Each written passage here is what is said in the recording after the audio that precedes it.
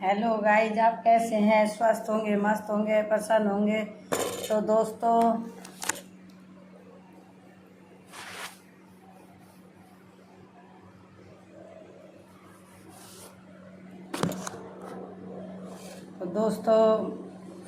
अब मैं खोलने जा रही हूँ व्रत। तो दोस्तों सबसे पहले मैं आपको बताऊंगी कि आज है एकादशी, और एकादशी का आज आई थी, और कल को इसका पारण 5:34 से 8:16 तक व्रत का पारण कर लेना। तो दोस्तों जो एकादशी का व्रत रखा जाता है, इसमें जितना व्रत रखने का महत्व होता है उतना ही व्रत खोलने का महत्व होता है। अगर आपने व्रत 5:34 से पहले अगर आपने व्रत खोल लिया तो उसे हरिवासर कहते हैं, भगवान शयन करते हैं। तो उस समय अगर आप व्रत खोलते हैं तो आपको व्रत नहीं लगेगा। इसलिए व्रत का नियम पालन करना ज़रूरी है और जानना भी ज़रूरी है। तो व्रत का जो पारण होगा, पारण मतलब कि जो आप अपना व्रत खोलोगे तो वो कल 9 मई को होगा, और दिन होगा शुक्रवार। तो दोस्तों व्रत करना है, कल खोलना है व्रत। और मैं एक बात और बताना चाहती हूँ आप लोगों को कि व्रत जब आप खोलते हैं उसके तुरंत बाद जैसे आप कोई चीज़ खाना वाना खाते हैं तो आपका मन व्रत में ऐसा रहता है जैसे भूखे भूखे से हमने कुछ नहीं खाया। तो गाइज आपको जब व्रत खोलते हैं आप, तो आपको खाना खाने का एकदम से, तो सुबह सबसे पहले जब व्रत खोलते हैं तो आपको एकदम रोटी नहीं खानी चाहिए, क्योंकि एक दिन पहले जो भूखा पेट होता है उसमें आते नरम रहती हैं। तो हमें सॉफ्ट चीज़ खानी चाहिए, हल्की चीज़ खानी चाहिए, जैसे मूंग के दाल की खिचड़ी है, या मूंग की दाल का दलिया है।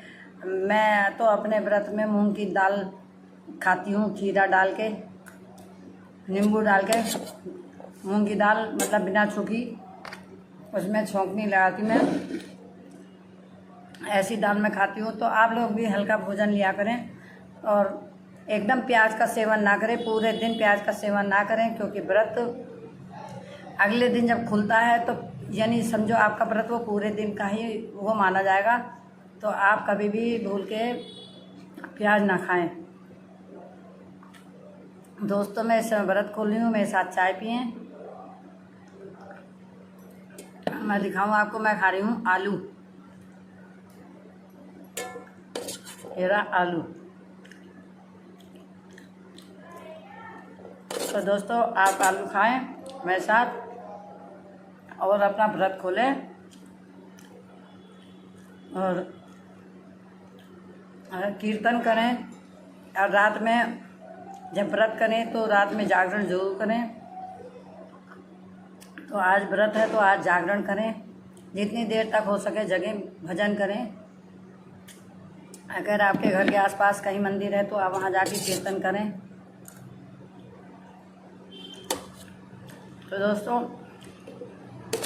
मैं तो मंदिर गई थी, परंतु मंदिर में आज कीर्तन नहीं हो रहा था। आज औरतें आई थी कीर्तन में, बाद में आई। जब मैं यहाँ व्रत खोलने आई तो मैंने देखा मंदिर में कीर्तन हो रहा है। अब मैं फलाहार करके जब जाऊँगी।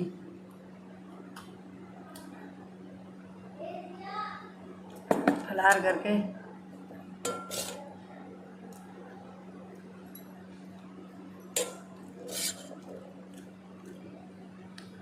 तो दोस्तों आप लोग भी मेरे साथ करें।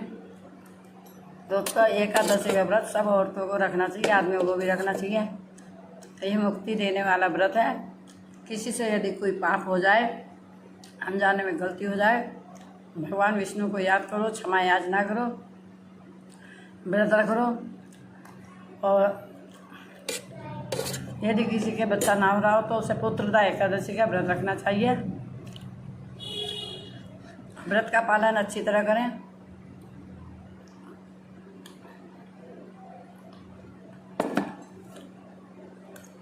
एकादशी का व्रत नियम के अनुसार करना चाहिए। सवेरे उठ के नहा धो के पूजा करनी चाहिए, कथा पढ़नी चाहिए। और कल को जब व्रत खोलेगा तो सबसे पहले आप लोग मंदिर जाएं और पंडित जी को दक्षिणा दें। जब तक आप पंडित जी को उनका सीधा या दक्षिणा नहीं देंगे आपका व्रत नहीं लगेगा। तो दोस्तों, मैं तो सीधा देने के बजाय मैं पंडित जी को पैसे दे आती हूँ, क्योंकि पैसे से ही सारा सामान आता है। तो मैं पंडित जी को दक्षिणा के रूप में सब सामान के बजाय मैं पैसे ही दे देती हूँ, जितने भी मेरे बनते हैं। ऐसे ही आप लोग दे दिया करें। बिना दक्षिणा के कभी भी आपकी पूजा पूरी नहीं मानी जाएगी। ये शिव पुराण में भगवान शिव ने बता रखा है कि ब्राह्मणों को वरदान है, बिना दिए आपको इनका कोई पुण्य नहीं मिलेगा।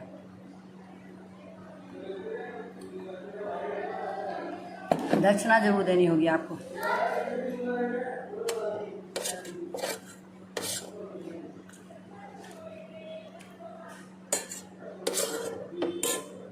गाइस, आप लोग भी अच्छी तरह व्रत खोला करें। गाइस, ये है मेरे आलू।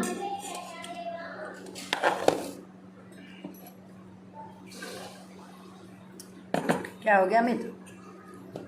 हैं?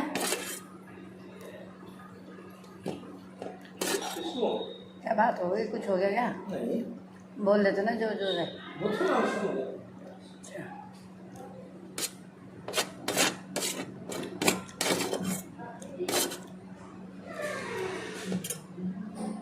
तो गाइस,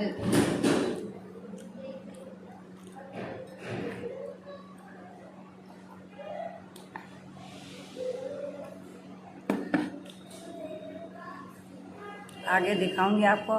तो गाइस, मेरी वीडियो आपको कैसी लगी लाइक करें, शेयर करें और सब्सक्राइब करना ना भूलें। दोस्तों, आगे चलते हैं।